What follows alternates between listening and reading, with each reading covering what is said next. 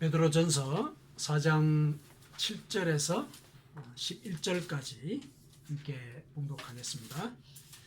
만물의 마지막이 가까이 왔으니 그러므로 너희는 정신을 차리고 근신하여 기도하라. 무엇보다도 뜨겁게 서로 사랑할지니 사랑은 허다한 죄를 덮느니라. 서로 대접하기를 원망 없이 하고 각각 은사를 받은 대로 하나님의 여러 가지 은혜를 맡은 선한 청지기 같이 서로 봉사하라. 만일 누가 말하려면 하나님의 말씀을 하는 것 같이 하고 누가 봉사하려면 하나님이 공급하시는 힘으로 하는 것 같이 하라. 이는 범사의 예수 그리스도로 말미암아 하나님이 영광을 받으시게 하려 함이니 그에게 영광과 권능이 세세 무궁하도록 있느니라. 아멘. 우리가 지난 주에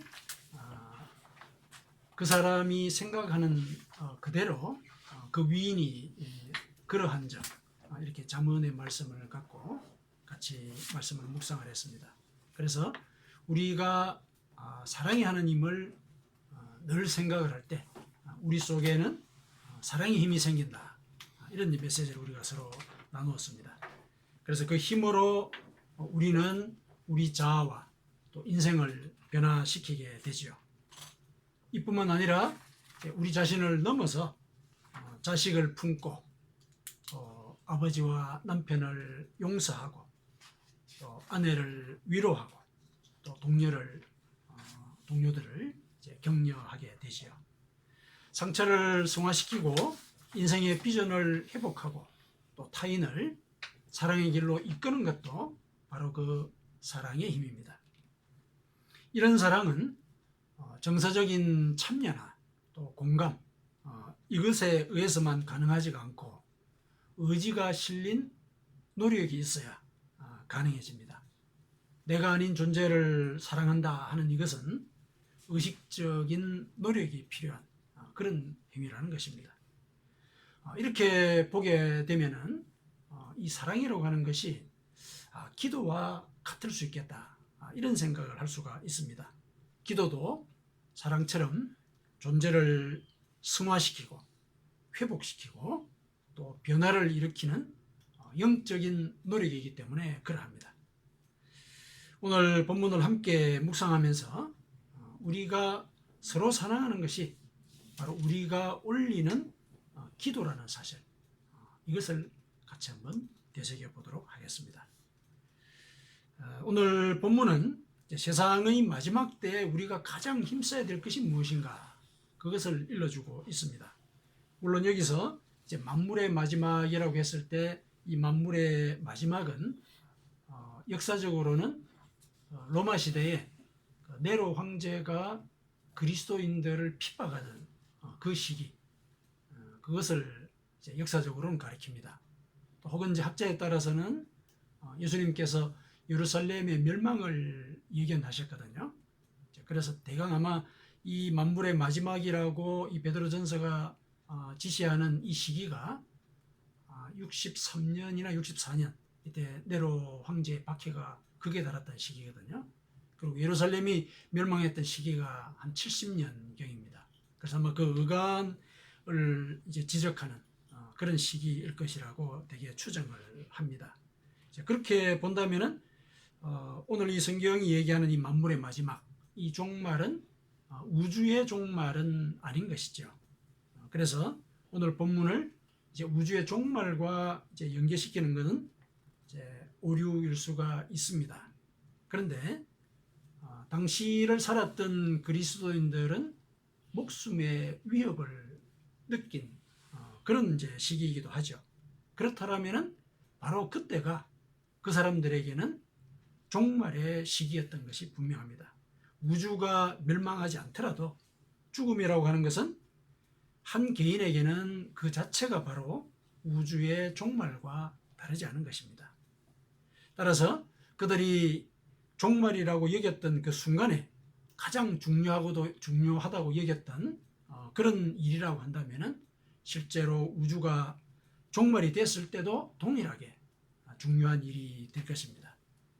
그렇기 때문에 특히 오늘날 이제 많은 사람들이 이제 세상의 종말을 예견하고 있는 이런 시기에 이 본문은 우리에게 매우 중요한 가르침을 준다라고 할 수가 있겠습니다. 오늘 본문의 필자는 종말의 시기에 우리가 해야 될 일이 뭐냐? 7절에 정신을 차리고 근신하여 기도해라, 이렇게 얘기를 하고 있습니다. 그런데 기도할 것을 권고를 하면서 정신을 차리고 근신하라, 이것을 전제로 하고 있죠. 그러니까 정신을 차리고 근신할 때 기도할 수 있다, 이런 얘기를 하고 있습니다. 우리가 짐작을 할 수 있듯이 이 종말의 시기라고 한다면은 이제 가치관이 붕괴가 되어 가지고 여러 가지 정신적으로뿐만 아니라 제도적으로나 생활상에 굉장히 혼란이 닥쳐오게 되어서 진리를 분별하면서 건실한 자세를 갖고서 살아간다는 것 자체가 굉장히 어려운 그런 시대지요. 그래서 이 시기에 근신해서 정신을 차리고 있는 것, 이거는 이 시기를 대하는 기본적인 태도에 해당할 것입니다. 이렇게 우리가 근신을 할 때 우리가 기도를 할 수 있는 것이다, 이렇게 이제 오늘 본문은 우리에게 일러주고 있습니다. 예수님께서도 종말의 시기에 사람의 미혹을 받지 않도록 주의해라, 마태복음 24장 4절에 그렇게 얘기를 하시면서 영적으로 깨어있으라, 24장 42절 끝부분에 가면은 영적으로 깨어있어야 한다, 이렇게 얘기를 하셨습니다. 그리고 십자가 순환을 당하시기 전날 밤, 그러니까 예수님께서 이 세상에서 개인적으로는 종말을 맞이하는 그 순간이지요. 그때는 또 제자들에게 이렇게 말씀을 하셨습니다. 시험에 들지 않게 깨어서 기도해라, 제자들에게 이렇게 얘기를 했습니다. 이와 같이 종말의 시기에 모든 것들이 혼란스럽고 미혹이 사람들을 흔들게 되는 이런 상황이 되게 되면은 실은 기도를 하기가 어렵게 되죠. 그래서 이 종말의 시기에는 영적으로 깨어 있어야 하는데, 영적으로 깨어 있는 이것이 바로 정신을 차리고 근신하는 것이다. 이처럼 영적으로 깨어 있어야 기도할 수 있다, 이 사실을 먼저 일러주고 있습니다. 자, 그러면은 정신을 차리고 근신하는 것, 이게 구체적으로 무엇을 가리키는가, 이걸 우리가 살펴보도록 하겠습니다. 오늘 본문은 그것이 무엇보다 뜨겁게 서로 사랑하는 것이다, 이렇게 얘기를 합니다. 아니, 기도하는 거하고 사랑하는 거하고 분명히 다른 맥락인데 어떻게 그렇게 얘기를 할 수 있습니까? 그러나 오늘 본문은 사랑이 영적으로 깨어있는 상태를 가리킨다, 이렇게 암시를 해주고 있습니다. 무슨 말이냐면은 우선 이 본문의 문장에서 이 뜻의 실마리를 추정해 볼 수 있습니다. 여기서 무엇보다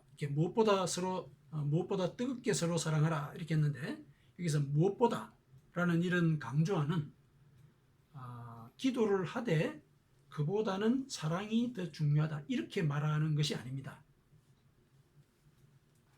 그런 의도라고 한다면은 기도하라라는 말 뒤에 그리고 이런 접속어가 들어가야 합니다.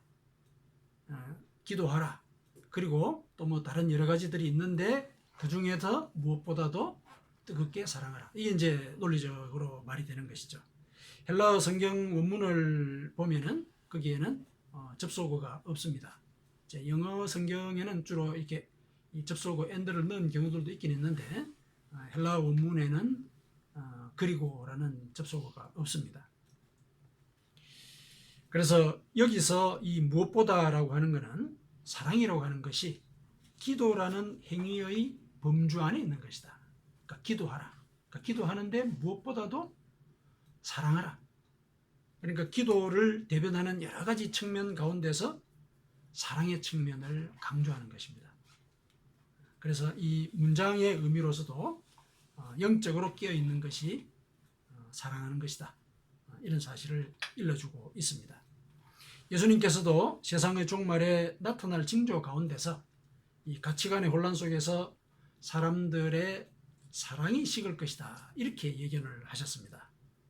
마태복음 24장 11절에서 12절 사이에 종말의 때에는 거짓 선지자가 많이 일어나서 많은 사람들을 미혹하겠으며 불법이 성함으로 많은 사람의 사랑이 식어지리라. 말세에 이런 사태가 벌어질 것이다 라고 예수님께서 예언을 하셨거든요. 그러니까 말세에는 사람들을 미혹하는 아주 교묘한 이설들이 횡행을 하게 돼서 영적으로 혼란스러운 그런 시기가 온다는 것이죠. 그 상황 속에서는 당연히 불법이 교묘하게 저질러지게 되고 그 과정 속에서 사람들은 서로 사랑하는 그런 힘을 잃어버리게 되는 것이죠. 사랑한다는 것 자체가 힘들어지고 또 무의미해지는 그런 환경이 조성이 된다 이런 얘기입니다. 이와 같은 상황 속에서 사랑을 실천한다는 것, 이것은 바로 그와 같은 세태에 휘둘리지 않고 정신을 차리고 근신하는 행위에 해당한다 이렇게 우리가 얘기할 수 있는 것입니다.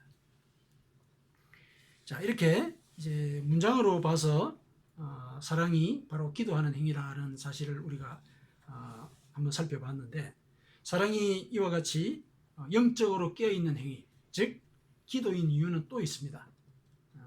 오늘 본문이 말하듯이 8절에 사랑이 허다한 죄를 덮기 때문에 그러합니다. 죄를 덮는다 이런 말은 죄를 용서한다 이런 뜻입니다. 여기서 덮어지는 죄는 다른 사람의 죄입니다. 나의 죄가 아니고 다른 사람의 죄입니다. 그런데 예수님께서 주기도문을 가르치신 뒤에 이어서 바로 말씀을 하셨듯이 다른 사람을 용서할 때 우리의 죄가 용서받는다 하는 이런 사실을 우리가 고려하게 되면 사랑을 베풀 때 다른 사람의 죄도 덮어지는 것뿐만 아니라 우리 자신의 죄도 용서받는다. 이런 의미로 우리가 이해를 할 수가 있습니다. 그러니까 사랑을 통해서 남의 잘못을 용서하게 되고 그 결과로 나의 죄도 하나님으로부터 용서를 받게 된다는 것이죠. 그래서 사랑은 허다한 죄를 덮는다. 이렇게 얘기를 할 수 있는 것입니다. 이렇게 죄가 사해졌을 때 우리는 하나님께 참된 기도를 할 수 있게 됩니다. 죄를 용서받는 것이 바로 영적으로 깨어있는 것이고 그 상태가 바로 기도의 동력이 되는 것입니다. 그러니까 실은 사랑이 없이는 기도를 할 수가 없는 법입니다. 자, 그러면은 오늘 본문은 어떻게 사랑하라고 말을 하고 있습니까? 뜨겁게 사랑하라고 이렇게 얘기를 했는데 어떻게 사랑하는 것이 뜨겁게 사랑하는 것인가? 구절을 한번 보시죠. 이 구절은 서로 대접하기를 원망 없이 하라. 서로 대접하기를 원망 없이 하는 것, 이게 사랑이다. 이렇게 말을 합니다. 이 원망 없이라는 말은 불평이나 악이나 혹은 유감스러운 마음이 없다 그런 뜻입니다. 그러니까 어떤 대가나 보상을 바라지 않고 흔쾌하게 대접하는 것, 이것이 사랑이다 이렇게 일러줍니다. 이어서 10절을 보겠습니다. 각각 은사를 받은 대로 하나님의 여러 가지 은혜를 맡은 선한 청지기 같이 서로 봉사하라. 선한 청지기 같이 봉사하는 것이 사랑이다. 이렇게 얘기를 하고 있습니다.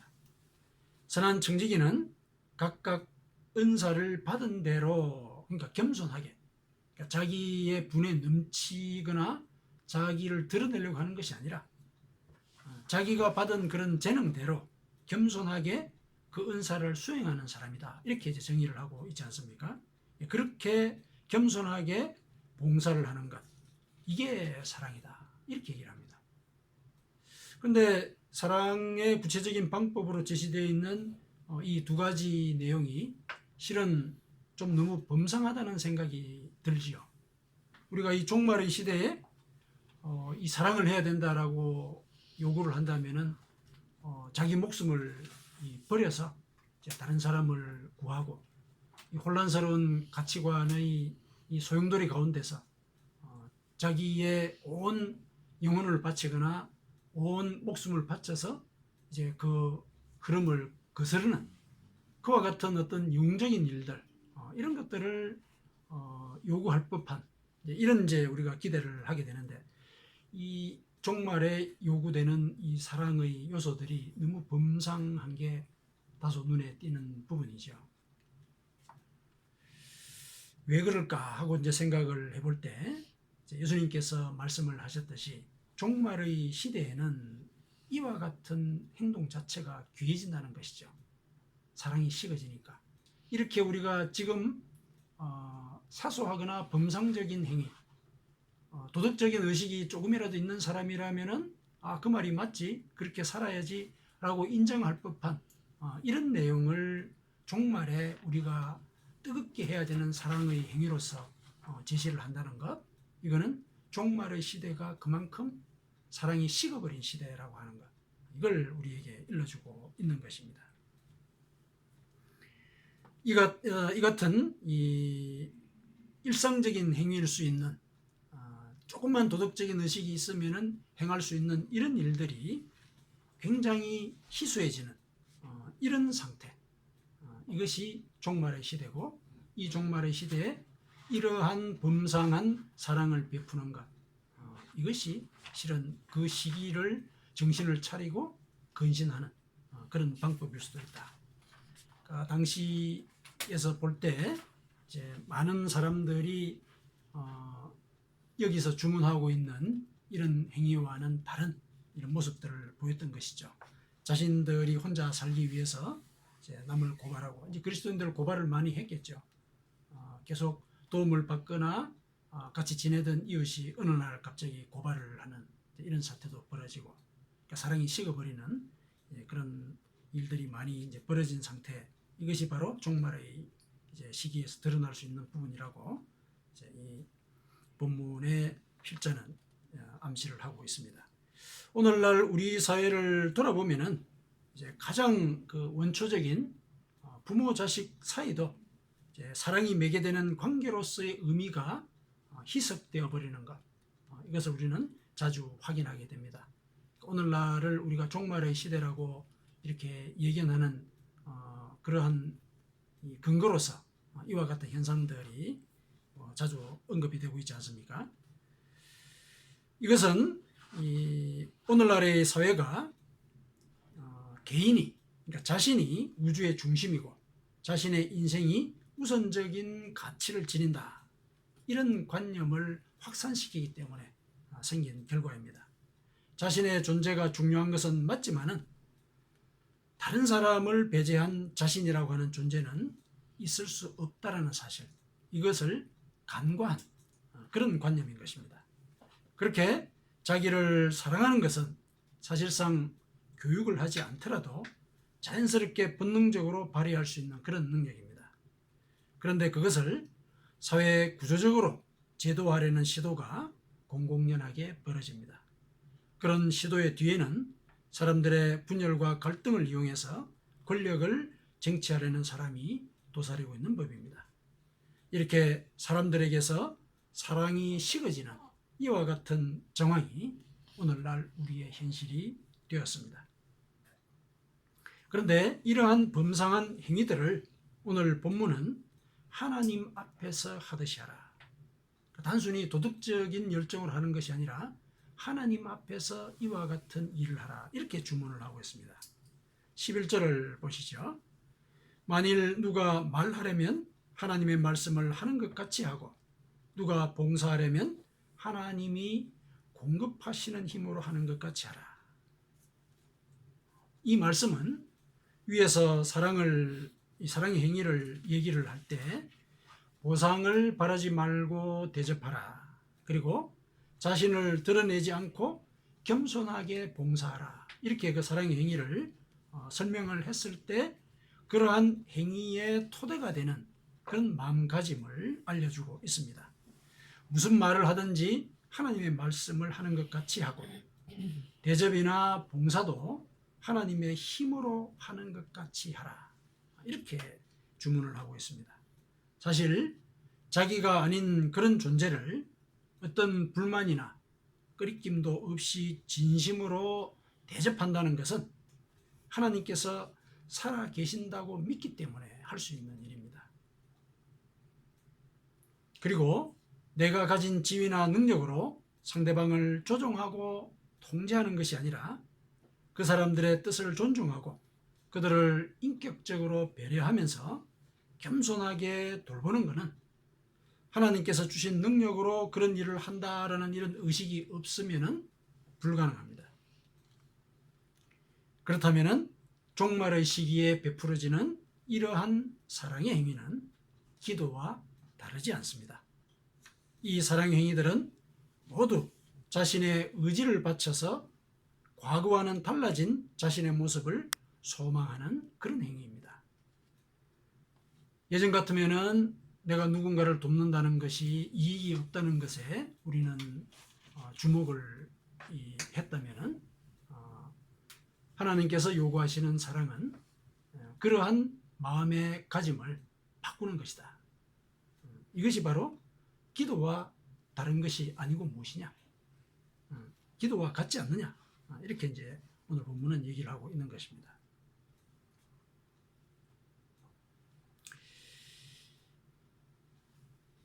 하나님 앞에서 이제 원망을 없애고 이제 자신을 낮추는 그런 행위에 해당하는 것이기 때문에 결국 이것은 자기의 변화를 지향하는 그런 행위이기도 하죠. 그래서 사랑하는 것이 바로 기도하는 것과 같다. 이렇게 얘기할 수가 있습니다. 우리가 이렇게 베푸는 사랑은 한편으로 보면은 하나님께서 우리를 사랑하고 계시다는 사실을 증명합니다. 무슨 뜻입니까? 하나님을 사랑하는 것은 그분의 계명을 지키는 것이고 그분의 계명은 서로 사랑하라 이것입니다. 따라서 우리가 서로 사랑하는 것은 그분의 사랑을 증명하는 그런 길이 됩니다. 사랑은 바로 기도의 동력입니다. 사랑이 없으면 기도가 지속되지 않습니다. 하나님 앞에서 말하듯이 말하고 하나님 앞에서 행동하듯이 행하는 것이 기도입니다. 성 어거스틴은 진실하고 온전한 기도는 사랑 이외의 것이 아니다. 이렇게 말을 했습니다. 하나님 앞에서 베푸는 사랑이 바로 진실하고 온전한 기도에 해당한다. 이런 말을 어거스틴이 하고 있는 것입니다. 원망 없이 남을 대접하는 것은 내 자신이 과연 보상 없이도 희생할 수 있는 존재인지를 성찰할 그런 기회가 됩니다. 봉사할 때 그 일을 책임의식을 갖고 하는 것인지 아니면 나의 능력을 스스로에게 뿐만 아니라 다른 사람에게도 확인시키려는 목적에서 하는 것인지를 성찰하게 합니다. 과연 하나님 앞에서 하는 것처럼 말하고 하나님 앞에서 행동하는 것처럼 행동하는지를 성찰하게 합니다. 그렇다면 이것은 우리의 내면을 향한 기도에 해당합니다. 그런데 이 기도는 행위로서 드러나게 되니까 밖을 향한 기도이기도 합니다.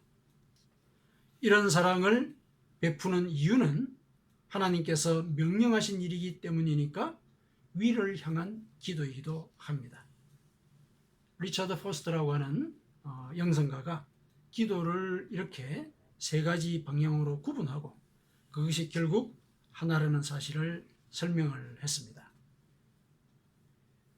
포스터의 이 기도의 세 가지 방향, 내면을 향한 기도, 밖을 향한 기도, 위를 향한 기도, 이것이 오늘 본문에 그대로 증명이 되고 있습니다. 우리가 우리 부모나 자식이나 형제자매나 혹은 동료들에게 베푼 친절한 말 한마디, 친절한 행동이 하나님께 올리는 기도가 된다.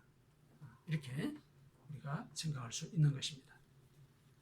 자, 여기서 다시 한 가지 주목할 점이 있습니다.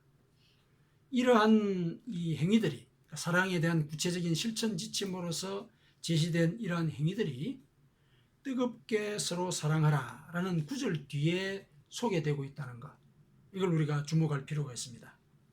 여기서 뜨겁게라는 말은 열정적으로 이렇게 일러주는 것으로 일단 읽힙니다. 그래서 사랑이라고 하는 것이 감정의 상태라는 그런 인상을 주게 됩니다. 그러나 원문을 보게 되면은 이 뜨겁게라는 말은 꾸준히 혹은 의지를 바쳐서 그런 뜻입니다. 그러니까 오늘 본문이 요구하는 이 사랑의 행동은 감정과 관련된 것이 아니라 우리의 의지를 언급하고 있다. 이것을 알 수가 있습니다. 이것이 바로 기독교적인 의미의 사랑입니다. 이것에 대해서 C.S. 루이스는 다음과 같이 말했습니다. 기독교적인 의미의 사랑은 감정이 아닙니다.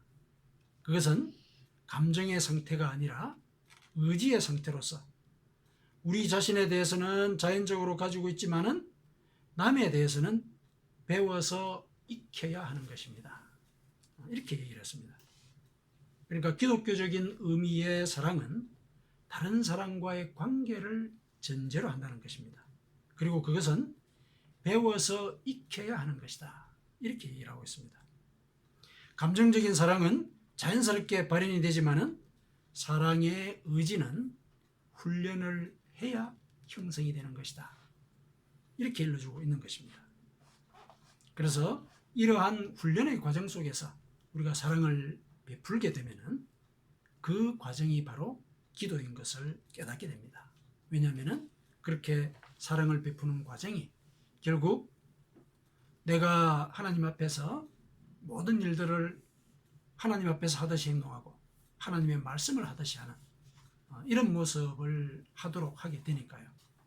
나의 과거의 모습과는 달라진 그런 모습이 드러나게 되는 것이죠.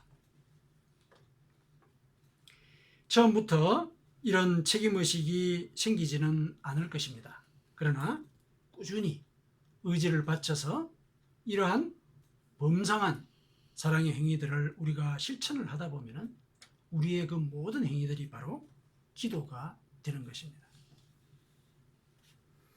사랑하는 성도 여러분, 사랑은 우리에게 주어진 거룩한 사명입니다.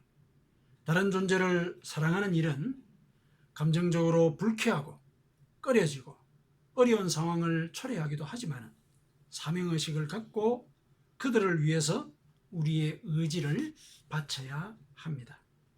이렇게 의지를 바치게 되면 결국 나 자신이 바뀌게 됩니다. 그래서 상처를 치유하고 인생의 비전을 회복하고 우리 인생의 목표를 성취하게 됩니다. 이것이 바로 기도입니다. 하나님 앞에서 무릎을 꿇고 입술로 고백하는 것만이 기도가 아닙니다. 자식과 형제 자매와 이웃을 돌보는 것도 기도인 것입니다. 이 종말의 시기를 살아가면서 우리는 서로 사랑하기를 애써야 하겠습니다. 이것이 11절에 이른 대로 범사의 예수 그리스도로 말미암아 하나님이 영광을 받으시게 하려는 일이 되는 것입니다. 그리고 우리가 하나님의 자녀인 것을 증명하는 길이 됩니다. 우리 자신과 우리의 행동에는 예수 그리스도의 표시가 있기 때문에 그러한 것입니다.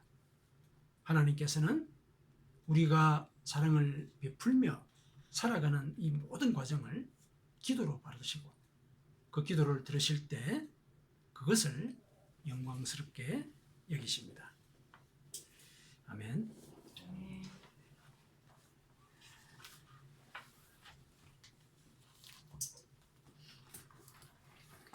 오늘은 성찬식이 있는 주일입니다. 마음을 모두어서 그리스도의 순환이 나의 영혼을 구원하는 길이었다는 사실을 묵상하고 감사하며 성찬을 준비하도록 하십시다.